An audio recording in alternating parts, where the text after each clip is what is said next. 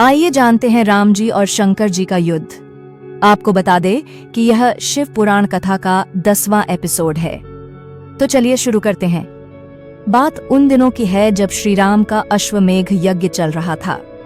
श्री राम के अनुज शत्रुघ्न के नेतृत्व में असंख्य वीरों की सेना सारे प्रदेश को विजित करती जा रही थी। यज्ञ का अश्व प्रदेश प्रदेश जा रहा था। इस क्रम में कई राजाओं के द्वारा यज्ञ का घोड़ा पकड़ा गया, लेकिन अयोध्या की सेना के आगे उन्हें झुकना पड़ा।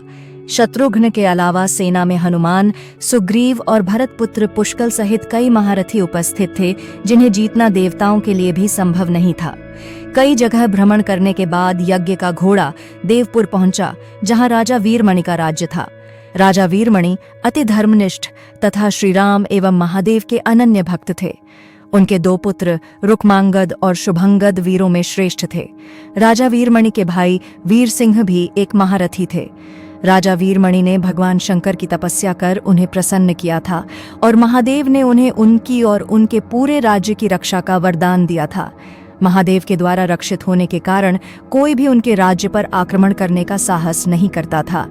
जब अश्व उनके राज्य में पहुंचा तो राजा वीरमणि के पुत्र रुक्मांगद ने उसे बंदी बना लिया और अयोध्या के सैनिकों से कहा कि यज्ञ का घोड़ा उनके पास है, इसलिए वे जाकर शत्रुघ्न से कहें कि विधिवत युद्ध कर वो अपना अश्व छुड़ा लें।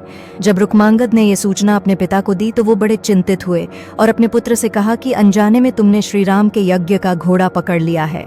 श्रीराम हमारे मित्र हैं और उनसे शत्रुता करने का कोई औचित्य नहीं है, इसलिए तुम यज्ञ का घोड़ा वापस लौटाओ।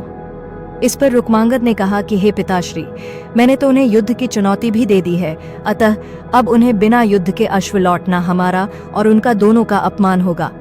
अब तो जो हो गया है उसे बदला नहीं जा सकता, इसीलिए आप मुझे युद्ध की आज्ञा दें।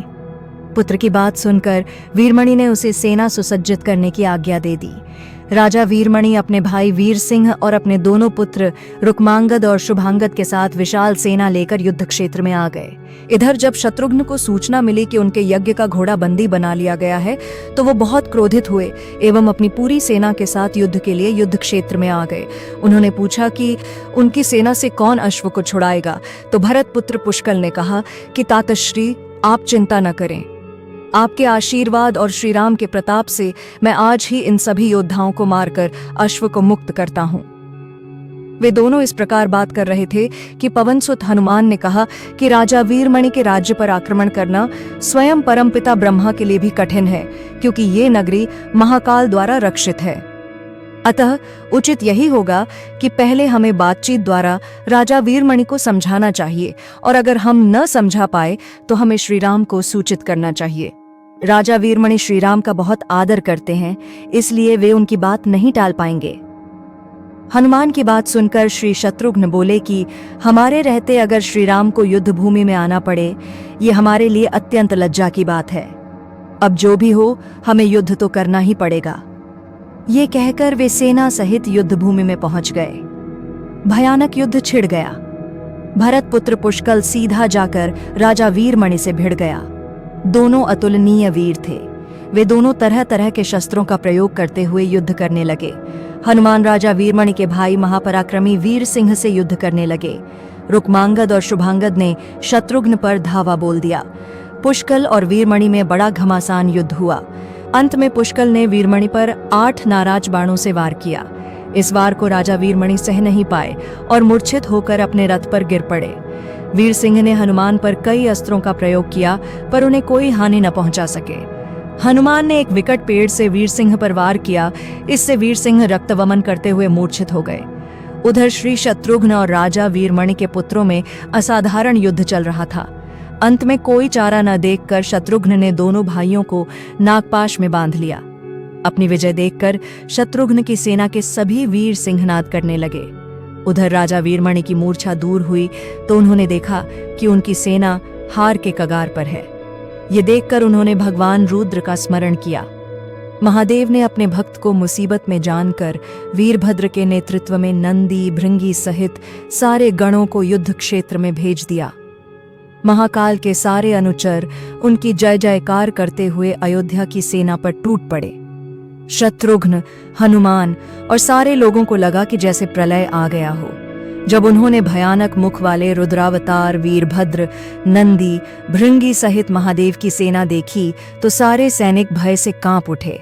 शत्रुघ्न ने हनुमान से कहा कि जिस वीरभद्र ने बात ही बात में दक्ष प्रजापति का मस्तक काट डाला था और जो तेज और समता में स्वयं महाकाल के समान है, उसे युद्ध में कैसे हराया जा सकता है। ये सुनकर पुष्कल ने कहा कि हे तातश्री, आप दुखी मत हों, अब तो जो भी हो हमें युद्ध तो करना ही पड़ेगा। ये कहता हुए पुष्कल वीरभद्र से, हनुमान नंदी से और शत्रुघ्न भृंगी से जा भिड़े। पुष्कल ने अपने सारे दिव्यास्त्रों का प्रयोग वीरभद्र पर कर दिया, लेकिन वीरभद्र ने बात ही बात में उसे काट दिया। उन्होंने पुष्कल से कहा कि हे बालक, अभी तुम्हारी आयु मृत्यु को प्राप्त होने की नहीं हुई है, इसलिए युद्ध क्षेत्र से हट जाओ। उसी समय पुष्कल ने वीरभद्र पर शक्ति से प्रहार किया, जो सीधे उनके मर्म स्थान पर जाकर लगा। इसके बाद वीरभद्र ने क्रोध से थर्राते हुए एक त्रिशूल से पुष्कल का मस्तक काट लिया और भयानक सिंहनाद किया। उधर भृंगी आदि गणों ने शत्रुघ्न पर भयानक आक्रमण कर दिया। अंत में भृंगी ने महादेव के दिए पाश में शत्रुघ्न को बांध दिया। हनुमान अपनी पूरी शक्ति से नंदी से युद्ध कर रहे थे। उन दोनों ने ऐसा युद्ध किया जैसा पहले किसी ने नहीं किया था। दोनों श्री राम के भक्त थे और महादेव के तेज से उत्पन्न हुए थे। काफी देर लड़ने के बाद कोई और उपाय न देखकर नंदी ने शिवास्त्र का प्रयोग कर हनुमान को पराभूत कर दिया। अयोध्या के सेना की हार देखकर राजा वीरमणि की सेना में जबरदस्त उत्साह आ गया और वे बाकी बचे सैनिकों पर टूट पड़े। ये देखकर हनुमान ने शत्रुघ्न से कहा कि मैंने आपसे पहले ही कहा था कि ये नगरी महाकाल द्वारा रक्षित है, लेकिन आपने मेरी बात नहीं मानी। अब इस संकट से बचाव का एक ही उपाय है कि हम सब श्री राम को याद करें। ऐसा सुनते ही सारे सैनिक शत्रुघ्न, पुष्कल एवं हनुमान सहित श्री राम को याद करने लगे। अपने भक्तों की पुकार सुनकर श्री राम तत्काल ही लक्ष्मण और भरत के साथ वहां आ गए। अपने प्रभु को आया देख सभी हर्षित हो गए एवं सबको यह विश्वास हो गया कि अब हमारी विजय निश्चित है। श्री राम के आने पर जैसे पूरी सेना में प्राण का संचार हो गया। श्री राम ने सबसे पहले शत्रुघ्न को मुक्त कराया और उधर लक्ष्मण ने हनुमान को मुक्त करा दिया। जब श्री राम, लक्ष्मण और भरत ने देखा कि पुष्कल मृत्यु को प्राप्त हो चुके हैं तो उन्हें बड़ा दुहक हुआ। भरत तो शोक में मूर्छित हो गए। श्री राम ने क्रोध में आकर वीरभद्र से कहा कि तुमने जिस प्रकार पुष्कल का वध किया है, उसी प्रकार अब अपने जीवन का भी अंत समझो। ऐसा कहते हुए श्री राम ने सारी सेना के साथ शिवगणों पर धावा बोल दिया। जल्द ही उन्हें ये पता चल गया कि शिवगणों पर साधारण अस्त्र बेकार है, इसलिए उन्होंने महर्षि विश्वामित्र द्वारा प्रदान किए दिव्यास्त्रों से वीरभद्र और नंदी सहित सारी सेना को विदीर्ण कर दिया। श्री राम के प्रताप से पार न पाते हुए सारे गणों ने एक स्वर में महादेव का आह्वान करना शुरू कर दिया। जब महादेव ने देखा कि उनकी सेना बड़े कष्ट में है तो वे स्वयं युद्ध क्षेत्र में प्रकट हुए। इस अद्भुत दृश्य को देखने के लिए परमपिता ब्रह्मा सहित सारे देवता आकाश में स्थित हो गए। जब महाकाल ने युद्ध क्षेत्र में प्रवेश किया तो उनके तेज से श्री राम की सारी सेना मूर्छित हो गई। जब श्री राम ने देखा कि स्वयं महादेव रणक्षेत्र में आए हैं तो उन्होंने शस्त्र का त्याग कर भगवान रुद्र को दंडवत प्रणाम किया एवं उनकी स्तुति की। उन्होंने महाकाल की स्तुति करते हुए कहा कि हे सारे ब्रह्मांड के स्वामी, आपके ही प्रताप से मैंने महापराक्रमी रावण का वध किया। आप स्वयं ज्योतिर्लिंग में रामेश्वरम में पधारे। हमारा जो भी बल है वो भी आपके आशीर्वाद के फलस्वरूप ही है। ये जो अश्वमेघ यज्ञ मैंने किया है वो भी आपकी ही इच्छा से ही हो रहा है, इसलिए हम पर कृपा करें और इस युद्ध का अंत करें। ये सुनकर भगवान रुद्र बोले कि हे राम, आप स्वयं विष्णु के दूसरे रूप हैं। मेरी आपसे युद्ध करने की कोई इच्छा नहीं है। फिर भी चूंकि मैंने अपने भक्त वीरमणि को उसकी रक्षा का वरदान दिया है, इसलिए मैं इस युद्ध से पीछे नहीं हट सकता। अतः संकोच छोड़कर आप युद्ध करें। श्री राम ने इसे महाकाल की आज्ञा मानकर युद्ध करना शुरू किया। दोनों में महान युद्ध छिड़ गया, जिसे देखने देवता लोग आकाश में स्थित हो गए। श्री राम ने अपने सारे दिव्यास्त्रों का प्रयोग महाकाल पर कर दिया, पर उन्हें संतुष्ट नहीं कर सके। अंत में उन्होंने पाशुपतास्त्र का संधान किया और भगवान शिव से बोले कि हे प्रभु, आपने ही मुझे ये वरदान दिया है कि आपके द्वारा प्रदत्त इस अस्त्र से त्रिलोक में कोई पराजित हुए बिना नहीं रह सकता। इसलिए हे महादेव, आपकी ही आज्ञा और इच्छा से मैं इसका प्रयोग आप पर ही करता हूँ। ये कहते हुए श्री राम ने वो महान दिव्यास्त्र भगवान शिव पर चला दिया। वो अस्त्र सीधा महादेव के हृदय स्थल में समा गया और भगवान रुद्र इससे संतुष्ट हो गए। उन्होंने प्रसन्नतापूर्वक श्री राम से कहा कि आपने युद्ध में मुझे संतुष्ट किया है, इसलिए जो इच्छा हो वर मांग लें। इस पर श्री राम ने कहा कि हे भगवान, यहाँ इस युद्ध क्षेत्र में भ्राता भरत के पुत्र पुष्कल के साथ असंख्य योद्धा वीर गति को प्राप्त हो गए हैं, उन्हें कृपया जीवन दान दीजिए। महादेव ने मुस्कुराते हुए तथास्तु कहा और पुष्कल समेत दोनों ओर के सारे योद्धाओं को जीवित कर दिया। इसके बाद उनकी आज्ञा से राजा वीरमणि ने यज्ञ का घोड़ा श्री राम को लौटा दिया और अपना राज्य रुक्मांगद को सौंपकर वे भी शत्रुघ्न के साथ आगे चल दिए। भगवान श्री राम और भगवान शिव के बीच युद्ध की कथा कई पुराणों और लोक कथाओं में मिलती है। मुख्य रूप से यह कथा कल्याण रामायण और शिव पुराण में वर्णित है। कथा का संक्षिप्त विवरण।